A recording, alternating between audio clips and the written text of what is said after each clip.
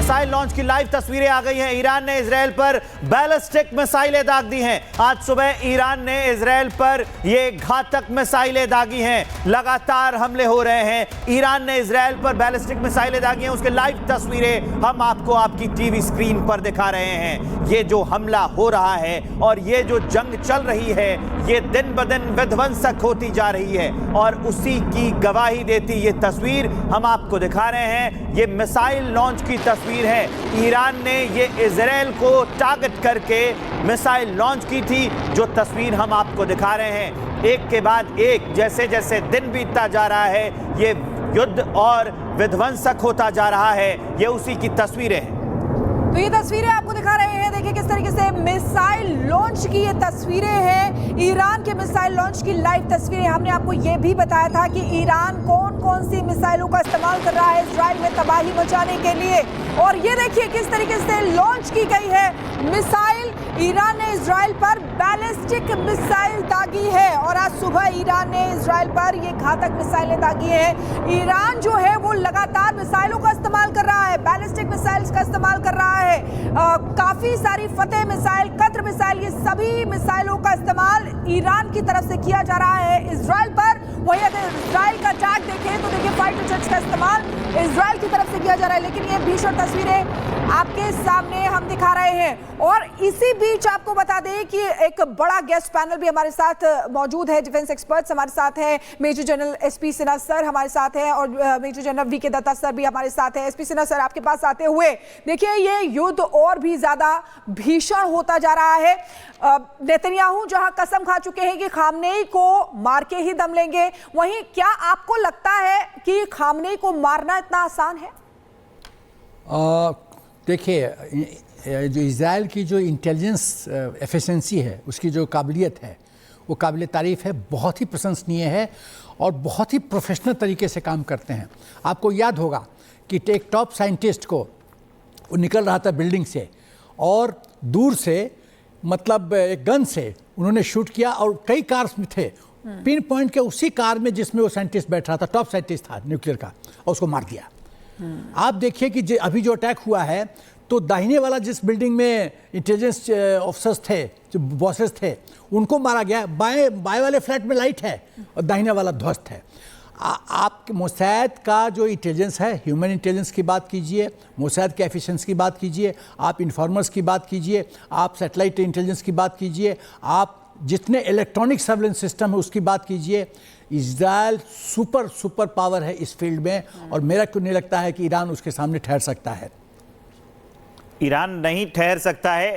एक और बड़ी अपडेट आ गई है, तब लौटते हैं इस चर्चा पे। सुरक्षित ठिकाने में शिफ्ट किए गए हैं अयातुल्लाह अली खामेनेई। तेहरान पर हमले के बाद बंकर में ले जाए गए हैं खामेनेई का पूरा परिवार भी बंकर में शिफ्ट कर दिया गया है। तेहरान में इजरायली अटैक में ईरानी सेना के बड़े कमांडर मारे जा चुके हैं और अब खामेनेई जो हैं वो बंकर में शिफ्ट कर दिए गए हैं। अयातुल्लाह अली खामेनेई ईरान के सुप्रीम लीडर, इनको बंकर में शिफ्ट कर दिया गया है। पूरे परिवार को बंकर में शिफ्ट कर दिया गया है क्योंकि जो बड़े कमांडर्स हैं ईरान के, वो मारे जा चुके हैं इजरायली हमले में। इजरायल लगातार जो बड़े कमांडर्स हैं, जो शीर्ष पद पर बैठे हुए नेता और लोग हैं, उन्हीं को टारगेट कर रहा है। मैं आपको अब यह बताने जा रहा हूं कि कौन कौन लोग हैं जो इजरायल के निशाने पर हैं। ईरान में किन लोगों को वो टारगेट कर रहा है? सबसे पहले तो सुप्रीम लीडर जो खामेनेई हैं, क्योंकि उनके आवास के पास ही किया था उसने हमला और अब वो जाकर बंकर में शिफ्ट हो गए हैं। दूसरा टारगेट कौन है? IRGC के ground force commander major general Mohammad Pakpour. तीसरा टारगेट कौन है? IRGC के नेवी चीफ हैं कमोडोर अली रेजा तांगसिरी। चौथा टारगेट IRGC के Basij force commander Gholam Reza Soleimani. ये चारों मेन टारगेट पर अभी भी हैं और इसी कारण से लगातार अभी वो टारगेट करता जा रहा है। और जो खबर आई है दत्ता सर कि जो खामेनेई हैं उनको बंकर में शिफ्ट कर दिया गया है, इस खबर से साफ पता चलता है कि इस युद्ध में ईरान अब पीछे जा रहा है। देखिए, ऐसा है कि ईरान ने ऑलरेडी ऑफ़र किया है इजराइल को कि अगर आप स्ट्राइक करना बंद कर देंगे तो हम भी बंद कर देंगे। लेकिन इजराइल ने ये जो ऑपरेशन राइजिंग लायन शुरू किया है, ये बंद करने के लिए नहीं किया है। वो तब तक नहीं रुकेंगे जब तक कि पूरी तरह से जो न्यूक्लियर प्रोग्राम न्यूक्लियर एसेट्स को तबाह कर दें और इनकी पूरी लीडरशिप को यहाँ हटा दें या मार दें। और उधर वो चाहते हैं कि एक जिसको बोलते हैं रजीम चेंज हो जाए, ताकि डेमोक्रेटली इलेक्टेड गवर्नमेंट वहाँ बने जो कि रेडिकल ना हो और जो ये ना बोलती रहे कि हम इज़राइल का वजूद ख़त्म करना चाहते हैं। तो ये जो मुहिम है ये वो नहीं है कि अभी कोई ऑफ़र कर देगा तो आप सीज़ फायर कर दें। ये सीज़ फायर अभी नहीं होने वाला है। दोनों तरफ से नुकसान होगा ज़रूर, लेकिन इज़राइल ने अपना पूरा एस्केलेटरी लैडर को कैलकुलेट करके इस ऑपरेशन को चालू किया है। उन्होंने अमेरिका को इन लूप रखा है, पूरी जानकारी यूएसए के साथ शेयर करी है।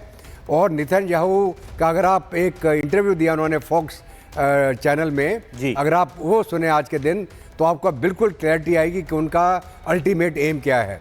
तो फाइनली उनका यही मानना है कि ईरान जो न्यूक्लियर सेट बनाना चाह रहा था वो अपने लिए ही नहीं, वो अपने प्रॉक्सीज को भी देने वाला था, ताकि न्यूक्लियर टेररिज्म का इस्तेमाल करके वो दुनिया में दहशत फैलाएं। और उसने बोला कि बिना न्यूक्लियर सेट के अगर ईरान अलग अलग प्रॉक्सी के माध्यम से उन्होंने हमारे ऊपर जो हमले करे 7 अक्टूबर 2023 से अगर आप शुरू करें, और जो हिजबुल्लाह, हमास, हूती सीरिया के माध्यम से जो कर रहे थे, तो वो हेड ऑफ द हाइड्रा कौन है? ईरान।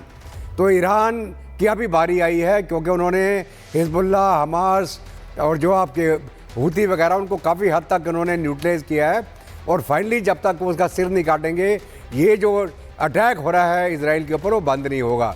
तो मेरा मानना ये है कि ये आर पार की जंग है और इसका जब तक नतीजा नहीं निकल जाता ये जंग बंद नहीं होगी। सर तो, हाँ शिखा आप कुछ पूछना चाह रहे हैं? बिल्कुल बिल्कुल सर, आपने ये साफ साफ बताया कि इजराइल बिल्कुल क्लियर है और उनका टारगेट कौन है ये भी बताया है, और निश्चित तौर पर खामनेई ही टारगेट है। और बड़ी खबर आ रही है उसका रुख कर लेते हैं। इजराइल का मिलिट्री सेंटर पर सटीक हमला है, IRGC का बड़ा दावा ये सामने आया है। देखिए IRGC की तरफ से यह बड़ा दावा किया जा रहा है, इजराइल का मिलिट्री सेंटर पर सटीक हमला है। और तस्वीरें भी आपको दिखा रहे हैं, धुआं धुआं यहां पर नजर आ रहा है। ईरान ज्यादातर जगहों पर इसी तरीके की तस्वीरें आ रही है, क्योंकि इजराइल पूरी फोर्स के साथ वहां पर अटैक कर रहा है और उसका टारगेट भी बिल्कुल पूरी तरीके से सेट है कि जितनी भी टॉप लीडरशिप है, जितने भी कमांडर्स हैं, टॉप कमांडर्स, उनको खत्म करना है। और सबसे बड़ी बात, जो सुप्रीम लीडर है खामनेई, वो सबसे बड़ा टारगेट इजराइल का है। अभी हमने आपको बताया था कि कौन कौन से 4 लीडर्स हैं जो इजराइल के टारगेट पर हैं, जिसमें ईरान के सुप्रीम लीडर सबसे पहले, उसके बाद IRGC के ग्राउंड फोर्स कमांडर है मेजर जनरल मोहम्मद पाकपोर, और इसी तरीके से टारगेट नंबर 3 भी हमने आपको बताया था IRGC के नेवी चीफ कमोडोर अलीरेजा तांगसिरी है, और टारगेट नंबर 4 IRGC के Basij force commander Gholam Reza Sulemani. तो ये इजराइल के टारगेट्स हैं, लेकिन IRGC का ये बड़ा दावा